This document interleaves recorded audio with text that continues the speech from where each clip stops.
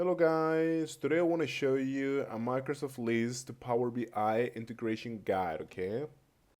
If you're already using Microsoft list, this is very good, but sometimes, a list can only tell you so much.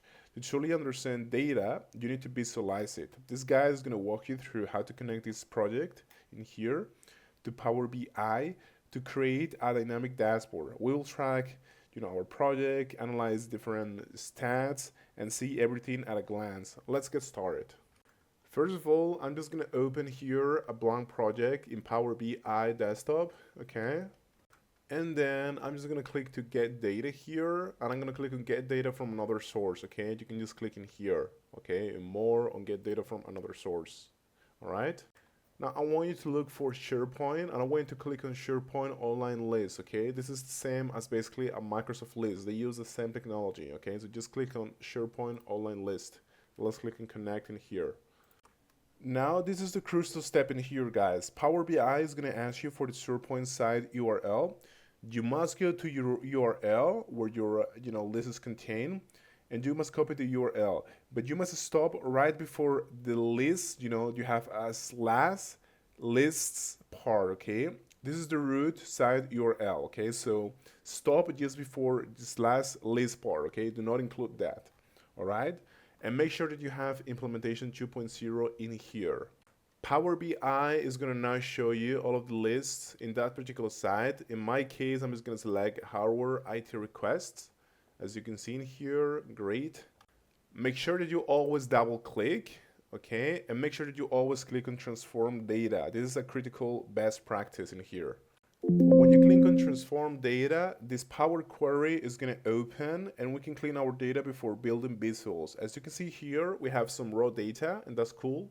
But for example, some columns are kind of unnecessary here. We have the title, which I don't like so much, and I want to maybe delete it. And you might have some other columns or some other data that you don't need, okay? So you can totally delete this in here. To delete a specific column, you can just click on delete or suppress, okay? After confirming our data types are correct, especially for dates and different things like that, you can just click on close and apply, okay? With our clean data, building the report is actually very fast. Let's actually do this. Let's go to data in here. Great, let's select this. And here we have all of our columns: the approval status, the device type, the ID, justification, and requested by. Let's, for example, select a pie chart in here. Amazing. And we can, just drag a couple of different fields in order to populate this visual. For that, I just want to click on this pie chart in here. Amazing. And then what I'm going to do is I'm going to, drag, for example, this approval status into the values in here. There we go.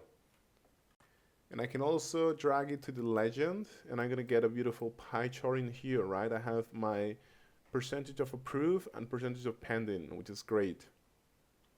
I can also add multiple and different filters, such as the details, for example, the justification. And that's going to split this approved category into 3 further categories, okay? So yeah, this is just a very simple example, but you can modify these reports to your liking. Once your report is ready, we can publish it using the publish button in here, okay? Just click on save. Once you save it, you can just click on open this particular file in Power BI, and it's going to open a web browser, okay? So yeah, guys, that's how you can create a living report that keeps updated using Power BI and Microsoft List, okay? Thank you so much, guys.